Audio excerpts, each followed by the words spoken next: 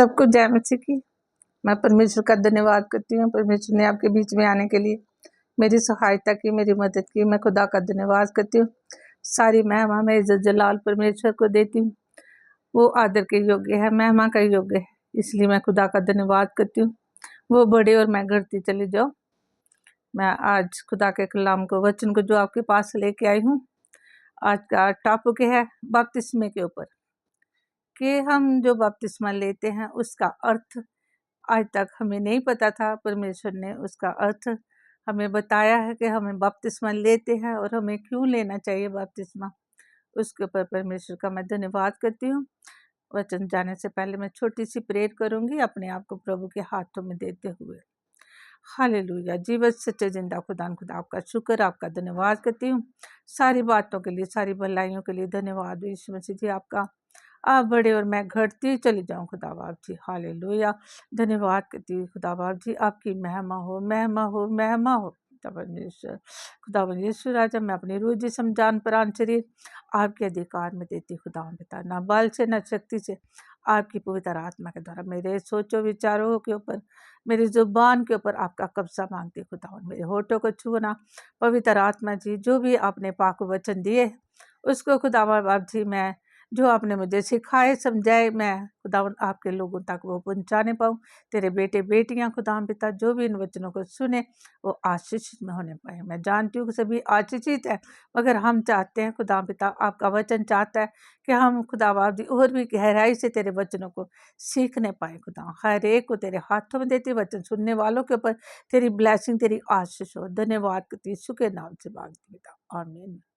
Hallelujah, hallelujah, hallelujah. परमेश्वर की स्तुति हो। परमेश्वर के सारे जलाल इज्जत महिमा मैं अपने खुदा को देती और परमेश्वर का धन्यवाद करती हूँ।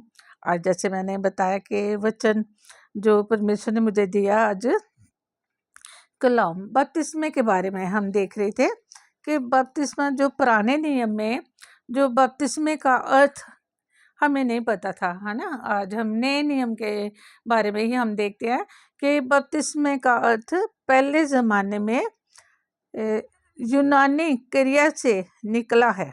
ये शब्द बपतिस्मा शब्द यूनानी क्रिया से निकला है, जिसका अर्थ होता है पानी में डुबोना। यहूदी धर्म के ग्रंथों में व्यवस्था भी थी कि याजकों को परमेश्वर के बलिदान चढ़ाने से पहले अपने को धोने की आवश्यकता है।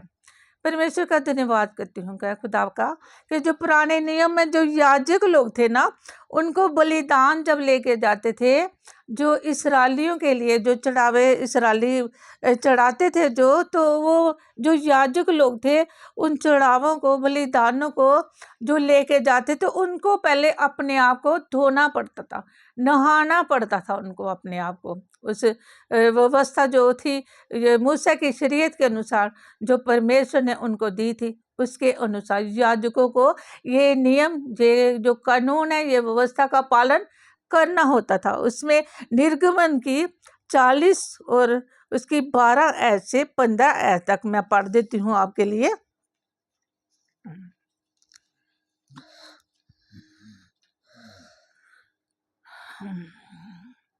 तब हारून और उसके पुत्रों को मिलाप वाले तंबू के द्वार पर ले जाकर जल से नहलाना और हारून को पवित्र वस्त्र पहनाना और उसका अभिषेक करके उसको पवित्र करना कि वह मेरे लिए याजक का काम करे, और उसके पुत्रों को ले जाकर अंगरखे पहनाना, और जैसे तू उनके पिता का अभिषेक करे वैसे ही उनका भी अभिषेक करना कि वह मेरे लिए याजक का काम करे, और उनका अभिषेक उनकी पीढ़ी से पीढ़ी के लिए उनके सदा के याजक पद का चिन्ह ठहरे। मैं परमेश्वर का धन्यवाद करती हूँ कि ये बपतिस्मा जो है, ये पुराने नियम से ही ये व्यवस्था थी जो इस्राएलियों को मिली थी। ये याजक भी इसका पालन किया करते थे।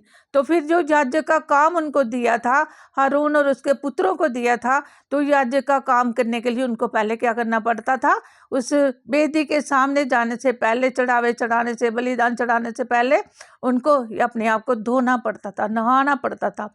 इसलिए परमेश्वर के कलाम में, वचन में हम देखते हैं कि महायाजकों को पवित्र तंबू के परम पवित्र स्थान में जाने से पहले तथा आने के बाद या प्रायश्चित के दिन मंदिर में बलिदान का चढ़ाने के समय नहाना पड़ता था। उसमें लिखा है व्यवस्था, उसके लिखा है व्यवस्था 16:4 में लिखा हुआ है कि जो महायाजक थे, इधर याजक ऊपर पड़ा याजक, तो इधर लिखा है महायाजकों को पवित्र तंबू के परम पवित्र स्थान में जाने से पहले तथा अपने के बाद या प्रायश्चित के दिन मंदिर में बपतिस्मा बलिदान चढ़ाने के समय नहाना पड़ता था। मैं परमेश्वर का धन्यवाद करती हूँ, जो परमेश्वर ने के भेद प्रकट किया खुदा ने, वो भेद मैं आपके सामने प्रकट कर रही हूँ। परमेश्वर का धन्यवाद हो। ये इसलिए यीशु मसीह को इस बपतिस्मा लेके इस शरीयत को, इस व्यवस्था को क्या करना था, पूरा करना था, है ना। इसलिए आगे लिखा है लूका की, जैसे लिखा है कि लूका 3:7 और 14 में लिखा है कि यीशु मसीह का बपतिस्मा, है ना। फरीसी आए यूहन्ना के पास बपतिस्मा लेने को, यूहन्ना के पास आए, मगर यूहन्ना ने उनको क्या बोला, उन्होंने बोला कि 21 में, ऐसा आपके बच्चों तुम्हें किसने बोल दिया, है ना, कि मन फिराने के लिए बपतिस्मा।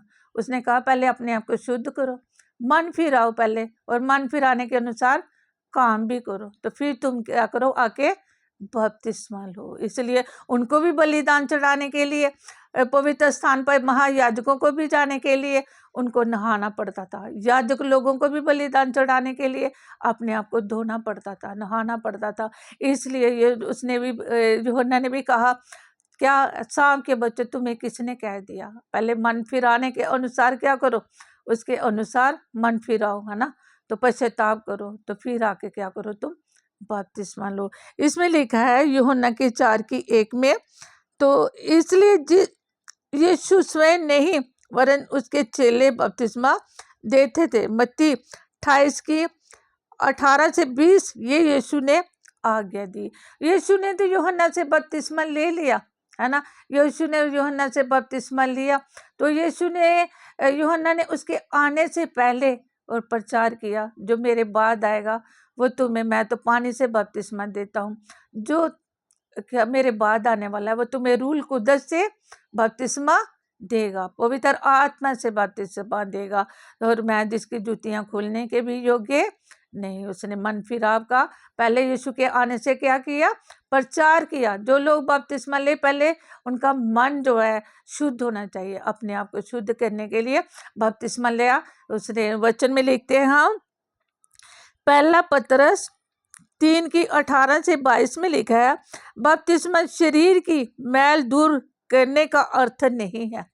बपतिस्मा शरीर की मैल को दूर करने का क्या है, अर्थ नहीं है। वो लोग सोचते हैं कि बपतिस्मा पानी में गए, फिर बाहर आ गए, फिर से वही गुनाह, वही पाप, वही गलतियां, वही स्वभाव, वही हमारे जीवन में पुरानी बातें, वही पुराना जो खमीर हमारे अंदर है, वही जो स्वभाव हमारे अंदर नहीं बदला।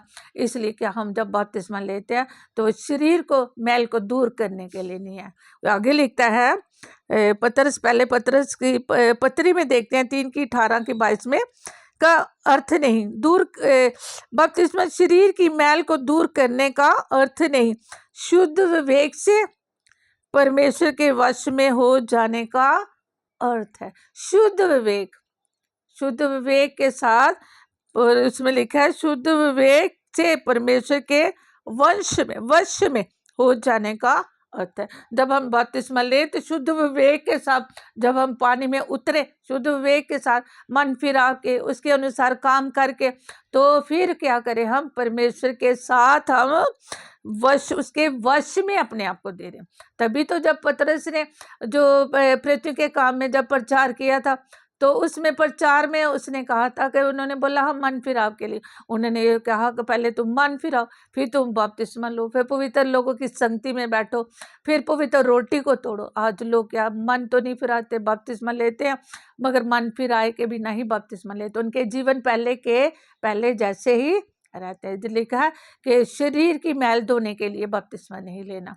हमने किसके लिए बपतिस्मा लेना है? हमारा विवेक जो है, जो विचार है हमारे, जो हमारा विवेक, जो अंदर हमारी आत्मा है, विशेष के परमेश्वर के वश में हो जाने का अर्थ है। ये बपतिस्मा का मतलब है कि परमेश्वर के वश में अपने आप को दे रहना, फिर उस पाप को नहीं करना, फिर उस बुराई की ओर नहीं जाना, फिर कोशिश करनी है पवित्र आत्मा से रोज मांगना कि प्रभु तो मेरे लिए क्या कर, काम कर, मेरे अंदर काम कर। जैसे कि देखते हो रोमियो के 6:4 में भी लिखा है, पाप के लिए मृत्यु और मसीह में जीवन है ना। पाप के लिए मृत्यु और मसीह में जीवन है। जब हम मसीह का बपतिस्मा लेते हैं तो फिर क्या करते हैं हम? फिर यीशु के ऊपर विश्वास करते हैं, फिर हम क्या करते हैं?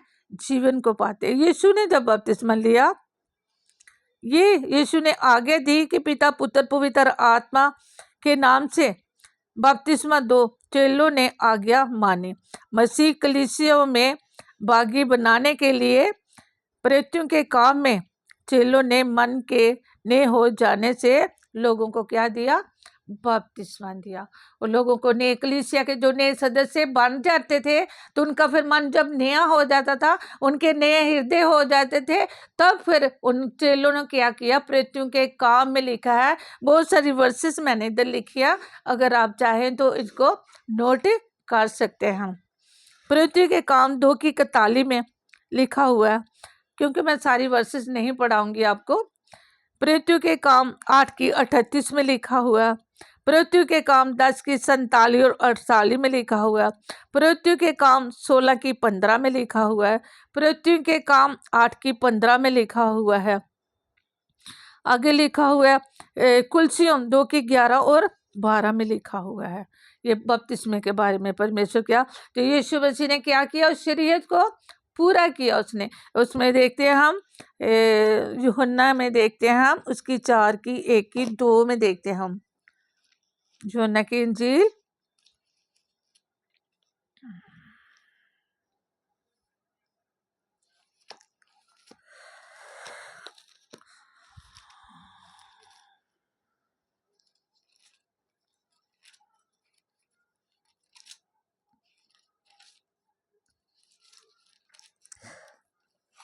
इधर भी यीशु मसीह बोल रहा है, जब सामरिया में गया था, 2 से पढ़ देते हैं। तब भी स्वयं यीशु स्वयं नहीं वरन उसके चेले बपतिस्मा देते थे।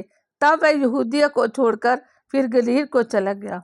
परमेश्वर इसमें लिखा है कि वो उसने खुद किसी को स्वयं बपतिस्मा नहीं दिया, मगर उसके चेलों ने दिया, क्योंकि यीशु ने उस शरीयत को क्या किया? पूरा किया। उसने यूहन्ना ने बोला, मैं तो तेरे पाँव की जूतियां खोलने के भी योग्य नहीं हूँ। तो उसने यीशु ने क्या कहा? उसने कहा कि जैसा मैं कह रहा हूँ वैसा उसको पूरा होने दे, क्योंकि मुझे तेरे हाथ से ही बपतिस्मा क्या लेने की जरूरत है। यीशु मसीह जैसे ही पानी में आए, यीशु तो पहले ही शुद्ध थे, वो तो पहले ही पवित्र आत्मा से परिपूर्ण थे, उनमें तो कोई दाग धब्बा नहीं था, कोई पाप नहीं था, मगर उनको पुराने नियम के जो थे ना, उनको पूरा करना अवश्य था। आगे फिर उन्होंने अपने चेलों को आदेश दिया, जब उन्होंने चेले बनाए तो उनको जो भेजा, उनको सेवकाई के लिए भेजा, पवित्र आत्मा की सामर्थ उन्होंने पाई, तो तब यीशु ने उनको आज्ञा दी कि तुम क्या करो। मत्ती 28 में 18 से 20 में उसने कहा, पूरे जगत में जाओ और मेरे चेले बनाओ और पिता पुत्र व पवित्र आत्मा के नाम से सबको बपतिस्मा दो। इसलिए बपतिस्मा लेने के लिए हर किसी को क्या है? प्रभु के लिए नई कलीसिया में शामिल होने के लिए, खुदा के राज्य में शामिल होने के लिए। कलीसिया में तो हम संडे को जाते हैं, ये नहीं है कि एतवार को गए तो वापस आ गए तो हम खुदा के घर के सदस्य बन गए। खुदा बोल रहा है मेरे राज्य में, उसमें शामिल होने के लिए, मेरी संगति में शामिल होने के लिए, मेरे परिवार में शामिल होने के लिए आपको क्या करना है? बपतिस्मा लेने की क्या है?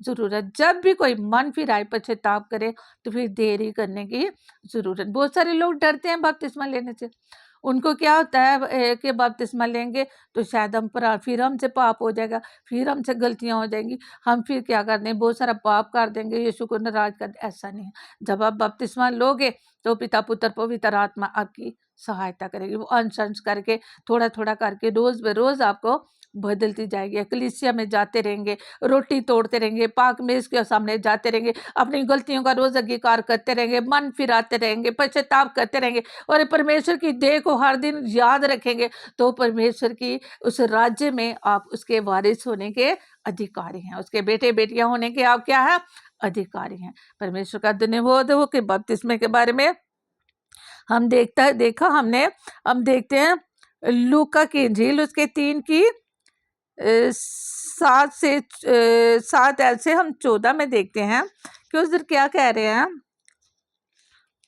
यीशु मसीह के बपतिस्मे के लिए लूका लिख रहा है, जो भीड़ उससे बपतिस्मा लेने को निकल कर आती थी, उनसे ये कहता था कि है शाम के बच्चों, तुम्हें किसने जिता दिया कि आने वाले क्रोध से भागो, मन फिराओ और मन फिराओ के योग्य फल लाओ, और अपने अपने मन को ये ना सोचो कि हमारा पिता अब्राहम है, क्योंकि मैं तुमसे कहता हूँ कि परमेश्वर इन पत्थरों से अब्राहम के लिए संतान उत्पन्न कर सकता है। बहुत सारे फरीसी थे, यूहन्ना को कहने लगे हमें बपतिस्मा दो। यूहन्ना ने कहा, ऐ शाम के बच्चों, तुम्हें किसने कह दिया कि तुम क्या हो, इब्राहिम की संतान। पहले जब मन फिराओ तो उसके अनुसार फल भी लाओ।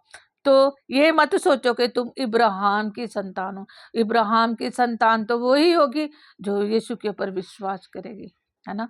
यीशु के ऊपर विश्वास करने के द्वारा उसने कहा कि तुम सारी जातियों का मूल्य पिता होगा, है ना। और वो विश्वासियों का पिता बोल रहा है कि जो विश्वास करेगा वो इब्राहिम की संतान। पहले अगर हम देखें तो हम इब्राहिम की संतान ही हैं, उसके वंश में से आए हुए हैं, निकले हुए हैं हम। तो आज यीशु मसीह के द्वारा हम क्या आए, पिता की संतान है। हमने बपतिस्मा किसका लिया, पवित्र आत्मा का भी बपतिस्मा लिया, क्योंकि यीशु ने उसने कहा कि तुम क्या करोगे, मेरे बाद जो आएगा वो पवित्र आत्मा से तुम्हें बपतिस्मा देगा, रूल कुदस से बपतिस्मा देगा, है ना।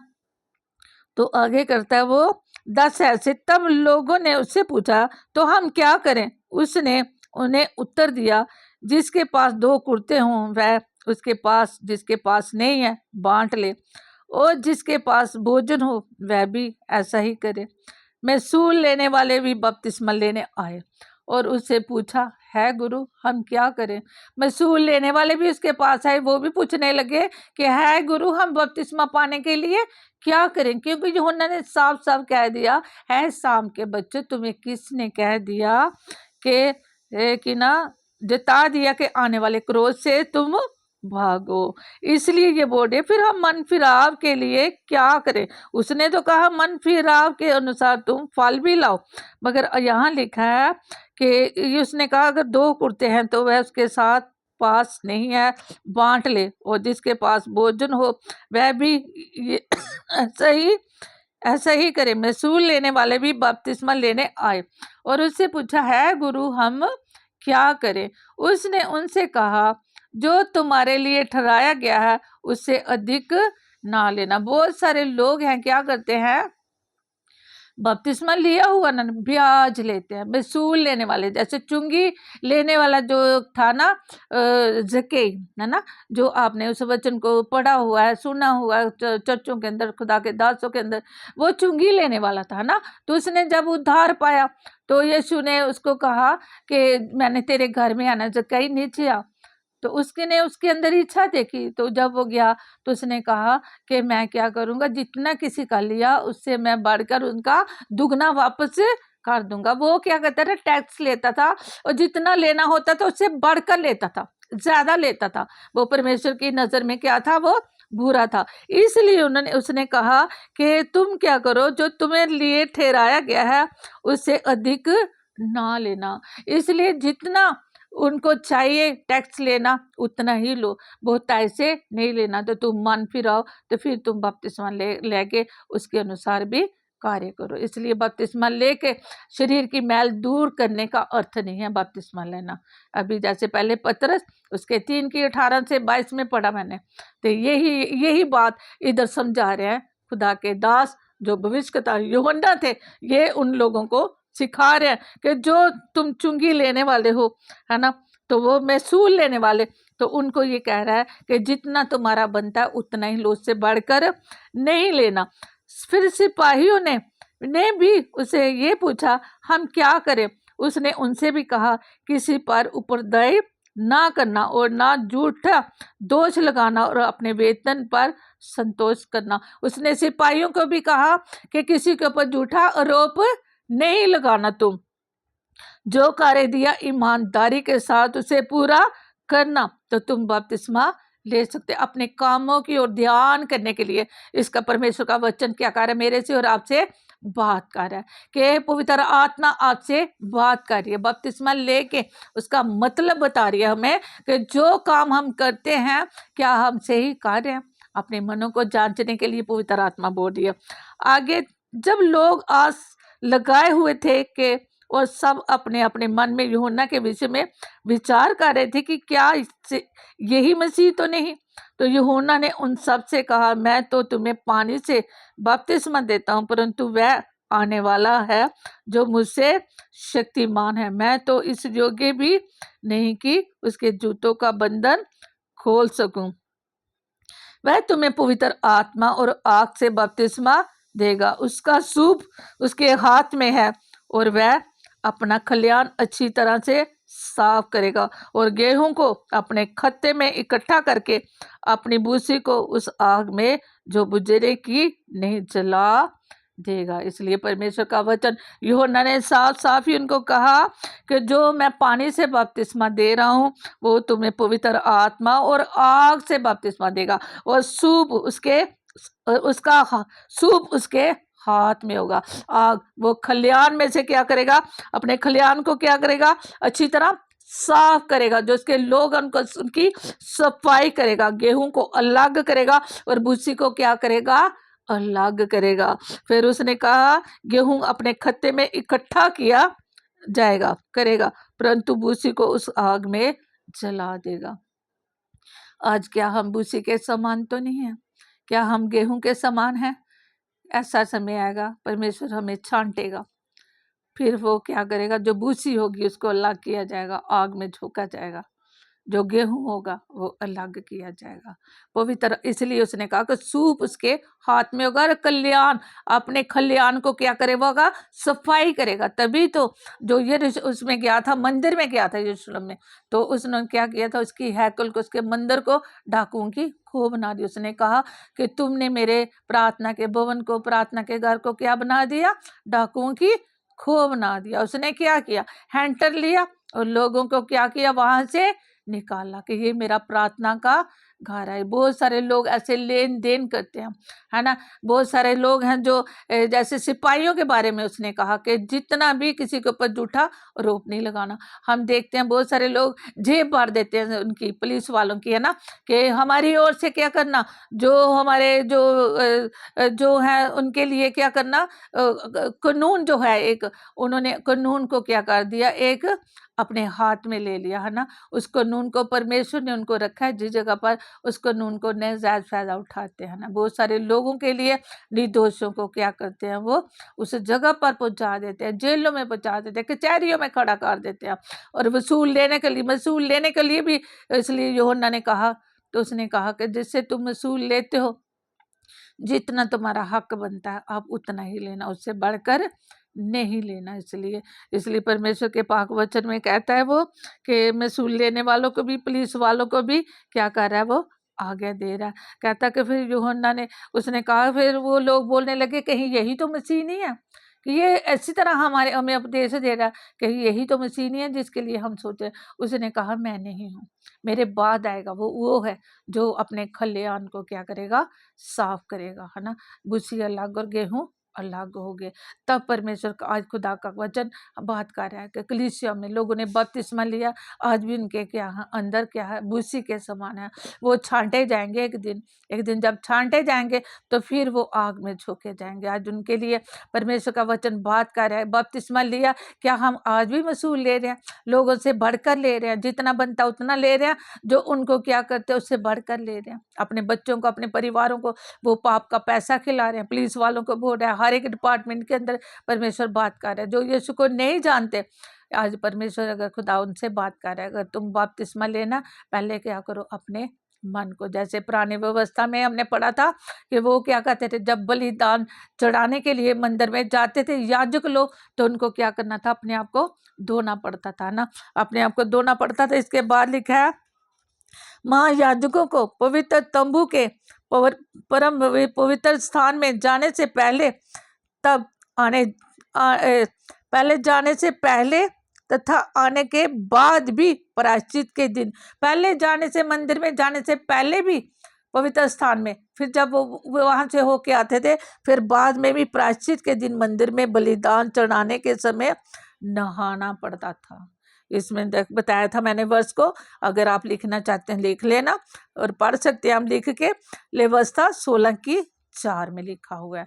और पुराने नियम में भी ये कानून है, इसलिए यीशु मसीह को ये शरीयत को क्या करना था, पूरा करना था। पर यूहन्ना ने बोला आगे 21 में देखते हैं, जब सब लोगों ने बपतिस्मा लिया और यीशु भी बपतिस्मा ले रहे। 21 में लिखा है, 3:21 में यूहन्ना की, जब यीशु लोगों ने बपतिस्मा लिया और यीशु भी बपतिस्मा लेकर प्रार्थना कर रहा था, तो आकाश खुल गया और पवित्र आत्मा शारीरिक रूप में कबूतर के समान उस पर उतरा, और ये आकाशवाणी हुई कि तू मेरा प्रिय पुत्र है, मैं तुझे से प्रसन्न हूँ। क्योंकि उसने क्या किया, पिता की इच्छा को पूरा किया। अगर ये व्यवस्था मानने वाले लोग यीशु के ऊपर दोष लगाते, फकी फरीसी लोग, यहूदी लोगों ने यीशु के ऊपर क्या करना था, दोष लगाना था कि बपतिस्मा लेने की जो मूसा की शरीयत के अनुसार जो वचन है, व्यवस्था है, वो पुतू ने पूरी नहीं की। इसलिए इसने मूसा की व्यवस्था के अनुसार इस शरीर के अंदर होके उसने क्या किया, बपतिस्मा लिया। फिर वचन में लिखा आगे, कहीं यीशु ने किसी को बपतिस्मा नहीं दिया, उसने अपने चेलों को तैयार किया, चेलों को तैयार करके उनको आज्ञा दी कि तुम जाके क्या करना, पिता पुत्र और पवित्र आत्मा के नाम से सभी लोगों को बपतिस्मा देना और उनको मेरे चेले बनाना। आज बपतिस्मा लेने के लिए यीशु ने आना, अपने क्या करना, उसको खलिहान को अच्छी तरह से साफ करना, गेहूं को अपने खत्ते में इकट्ठा करना। आज हमें गेहूं बनना, अपने खत्ते में जा इकट्ठा, और भूसी को क्या करेगा, वो जला देगा। आज हमें क्या करना है, जब बपतिस्मा लिया हुआ है तो उसके अनुसार चलना, उसको हल्के में न ले। ऐ मेरे बेटे बेटियों, मेरे भाई बहनों, बच्चों, बड़ों, बुजुर्गों, मैं आपके लिए ये वचन खुदा ने दिया, आपसे बात कर रहा है परमेश्वर इन वचनों के द्वारा। मैं इसलिए पढ़कर आपको सुनाती हूँ कि कोई दुविधा में ना रहे, कोई भी शंका में कोई ना रहे कि जो कलाम खुदा की बेटी ने सुनाया, वचन में से मैं कुछ भी बात अपने से नहीं बोलती, मैं वचन से बाहर जाके भी नहीं कोई बात बोलती, क्योंकि खुदा के कलाम के अनुसार जो बातें परमेश्वर मुझे सिखाते हैं वही मैं आपको सिखाती हूँ। जो पवित्र आत्मा आपसे बात करने के लिए कहते हैं वही मैं आपके पास लेके आती हूँ। परमेश्वर का धन्यवाद करती हूँ। आज बपतिस्मे का अर्थ मैंने बता दिया आपको, उसमें लिखा है कि पहला पतरस, उसके मैं पढ़ देती हूँ लास्ट ही इस वर्ष को पढ़ के, इस वचन को क्या करती हूँ, मैं बंद करती हूँ। 18 से पहला पतरस, क्योंकि तुम जानते हो कि तुम्हारा निकम्मा चाल चलन,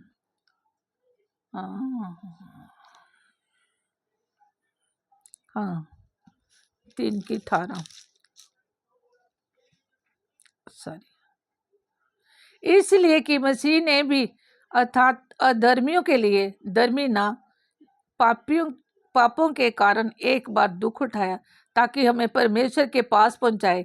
वह शरीर के भाव से तो घात किया गया, पर आत्मा के भाव से जिलाया गया, प्रचार किया। जिन्होंने उस बीते समय में ज्ञान ना मानी, आज्ञा ना मानी, जब परमेश्वर नूह के दिनों में धीरे धर के बैठा रहा और वह जहाज बन रहा था जिसमें बैठकर थोड़े लोग अर्थात 8 प्राणी पानी के द्वारा बच गए, उसी पानी का दृष्टांत भी अर्थात बपतिस्मा यीशु मसीह के जी उठने के द्वारा आप तुम्हें बचाता है। इस शरीर के मैल को दूर करने का अर्थ नहीं है, परंतु शुद्ध विवेक से परमेश्वर के वश में हो जाने का अर्थ है। परमेश्वर का धन्यवाद करती हूँ कि इसका अर्थ उसने बताया, जब परमेश्वर ने के शरीर के मैल को दूर करने का अर्थ बपतिस्मा नहीं है। आज बपतिस्मा लेने के लिए जल्दी भी ना करो, अगर पहले मन फिराओ, पश्चाताप करो, परमेश्वर के पास जाओ, आगे कार करो। रोमियो में लिखा हुआ है उसके 10 की 8 से 9 तक कि परमेश्वर का वचन हमारे मुंह में है, हमारे निकट है और हमारे अंदर है। हम उसे जब अंगीकार करेंगे, मन से विश्वास करेंगे, पश्चाताप करेंगे, तो परमेश्वर का पाक वचन कहता है कि हमारा उद्धार। पश्चाताप करो, मन फिराओ, तो फिर क्या करो, उसके अनुसार बपतिस्मा लियो। फिलिप्पस ने उस खोंजे को जब बपतिस्मा दिया, जो यरूशलेम से एक मंदिर से आ रहा था, उसने बाइबल हाथ में पकड़ी हुई थी, तो उसने जो शाया में उसको वचन सिखाया, सुनाया कि वो जो शाया पढ़ रहा था उसका तुरुंजा यीशु मसीह के बारे में, तो उसने कहा कि पवित्र आत्मा फिलिप्पस को उसके पास जब ले गई उठा के पवित्र आत्मा, तो उसने कहा कि तू क्या पढ़ रहा है। पवित्र आत्मा ने उसको बोला, इस रथ के जल्दी से जा इसके पास। तो वो जल्दी से पवित्र आत्मा उस रथ के पास उसको लेके गई। उसने क्या क्या पढ़ रहा है, तो उसने बताया, जो शाया की पुस्तक उसने खोली हुई थी, मुझे कोई समझाएगा कौन, मुझे तो पता नहीं इसका अर्थ। फिर उसने यीशु मसीह के बारे में बताया, यीशु मसीह वो हमारे लिए मारा जाएगा, गाड़ा जाएगा और तीसरे दिन मुर्दों में से जी उठेगा। तो वो हमारे पापों के लिए, हमारे धर्मों के लिए, हमारी शरीर की बीमारियों के लिए, हमारे शुरापों के लिए, जो कोई उस पर विश्वास करेगा वो ही अनंत जीवन भी पाएगा, शरीरी चंगाई भी पाएगा, पापों से माफ़ी भी पाएगा, बीमारियों से चंगाई भी पाएगा, वो शांति भी पाएगा, परमेश्वर में आराम भी पाएगा, हमेशा का जीवन भी पाएगा और उस खुदा के राज्य में हमेशा हमेशा के लिए क्या करेगा, राज्य करेगा।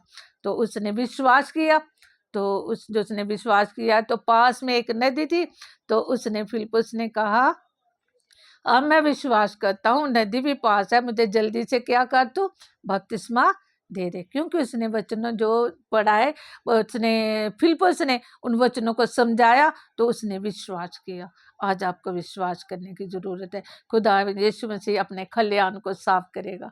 आज मौका है, अगर आपने बपतिस्मा लिया है तो आप बपतिस्मे को हल्का ना लीजिए, अपने जीवनों की ओर, अपनी आत्मा की ओर ध्यान करने की ज़रूरत है। पवित्र आत्मा को कहिए, हमारे मन, हमारे विचार तू पवित्र कर, शुद्ध कर, जो बातें आपको पसंद नहीं है मेरे जीवन से, हमारे जीवन से दूर कर, उन्हें क्या कर तू बुराई से बचा।